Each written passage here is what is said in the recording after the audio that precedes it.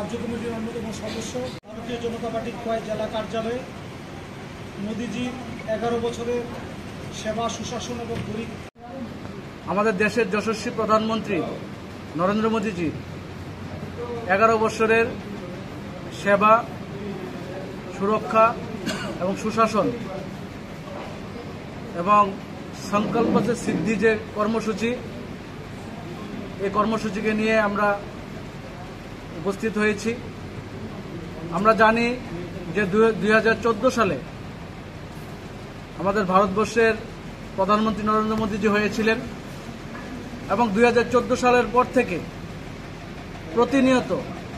ভারতবর্ষকে বৈভবশালী রাষ্ট্র হিসেবে তৈরি করার জন্য, উন্নত রাষ্ট্র হিসেবে তৈরি করার জন্য নিষ্ঠার সাথে উনি প্রতিনিয়ত কর্তব্য পালন করে যাচ্ছেন। আমরা দেখেছি যে সমাজের অন্তিম ব্যক্তি, যে অন্তোদয়, সবচেয়ে পিছিয়ে পড়া মানুষ, তাদের ডেভেলপমেন্টের জন্য উনি কাজ শুরু করেছেন এবং প্রথম যে প্রকল্পটি উনি শুরু করেছিলেন, যার মাধ্যমে সমাজের অন্তিম ব্যক্তির উত্থান শুরু হয়েছে, যে জনধন যোজনার মাধ্যমে শুরু করেছেন এবং একের পর এক আমরা দেখেছি যে ডিমনিটাইজেশনের মাধ্যমে, বিমুদ্রীকরণের মাধ্যমে আমরা দেখেছি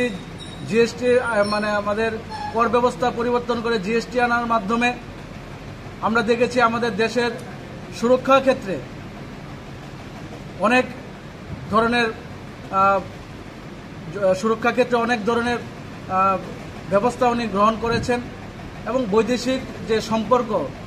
বৈদেশিক রাষ্ট্রগুলির সাথে যিনি সম্পর্ক, সেগুলিকে সুদৃঢ় করেছেন এবং আভ্যন্তরীণ আমাদের সুরক্ষাকে সুদৃঢ় করেছেন, বাহ্যিক সুরক্ষাকে সুদৃঢ় করেছেন এবং একের পর এক জনমুখী প্রকল্পের মাধ্যমে এবং মহিলার সশক্তিকরণ বলুন, start up India, stand up India, skill ডেভেলপমেন্টের মাধ্যমে যুবদেরকে এগিয়ে নেওয়ার ক্ষেত্রে বলুন, ডিজিটালাইজেশন এর মাধ্যমে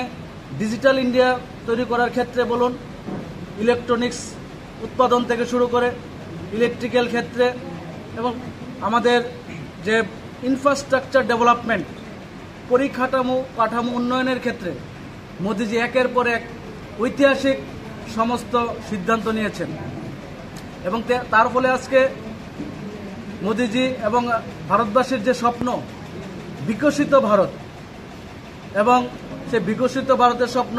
2047 সাল, যেটাকে বর্তমানে অমৃতকাল হিসেবে আমাদের প্রধানমন্ত্রী ঘোষণা করেছেন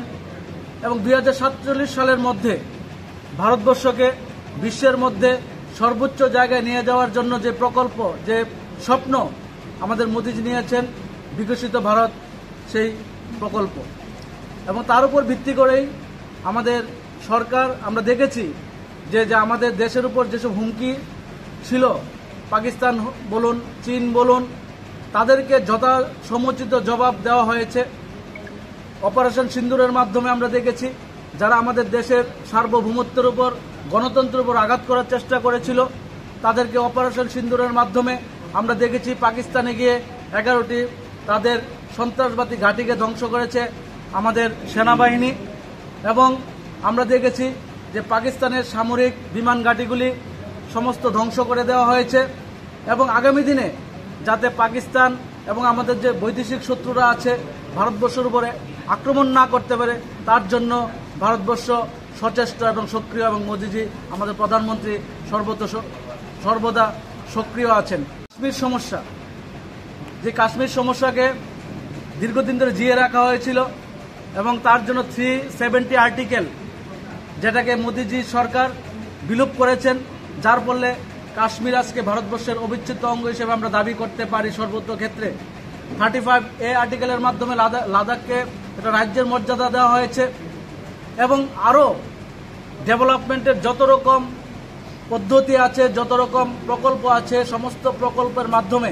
ভারতবর্ষকে বিশ্বের মানচিত্রে সর্বোচ্চ জায়গায় নিয়ে যাওয়ার জন্য আমাদের সরকার, আমাদের মোদিজি প্রতিনিয়ত সচেষ্ট এবং সক্রিয়। তো সারা ভারতবর্ষের সাথে আমরা বিভিন্ন কর্মসূচির মাধ্যমে আমরা মিলিত হয়েছি এবং সাংবাদিক সম্মেলন আমাদের একটা কর্মসূচির অঙ্গ হিসাবে প্রত্যেকটা জেলাতে, জেলার হেডকোয়ার্টার বলুন, সেখানে হেডকোয়ার্টারে আমরা সাংবাদিক সম্মেলনের মাধ্যমে সমস্ত দেশবাসীকে, সমস্ত রাজ্যবাসীকে আমরা আমাদের এই কর্মসূচির কথা বলছি। পাশাপাশি বলতে গেলে আমরা রাজ্যবাসী হিসেবে আমাদের রাজ্যের জন্য মাননীয় নরেন্দ্র মোদীজির সরকার অভূতপূর্ব কাজ করেছে। আজকে আমাদের রাজ্যের রাস্তাঘাটের উন্নয়নের কথা বলুন, পানীয় জল, বিদ্যুৎ পরিষেবা, বেকারদের কর্মসংস্থান থেকে শুরু করে, মহিলাদের সশক্তিকরণ থেকে শুরু করে,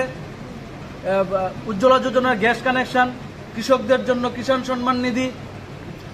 এরকম অনেক যোজনার মাধ্যমে এবং মুদ্রা লোনের মাধ্যমেও আমাদের রাজ্যের অসংখ্য বেকার যুবক যুবতীরা আর্থিক কর্মসংস্থানের ব্যবস্থা তাদের হয়েছে। এবং ছোট ছোট এমএসএমইর মাধ্যমে ইন্ডাস্ট্রি তৈরি করে, ছোট ছোট প্রকল্পের মাধ্যমে, বিভিন্ন জিনিস উৎপাদনের মাধ্যমে আমাদের রাজ্যের বিভিন্ন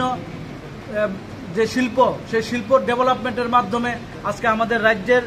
যুবক যুবতীরা স্বনির্ভরের পথে এগিয়ে যাচ্ছে। তো আজকের এই সাংবাদিক সম্মেলনে আমরা এই কথাগুলি বলার জন্য আপনাদের আহ্বান করেছি। সবাইকে অসংখ্য ধন্যবাদ। নমস্কার।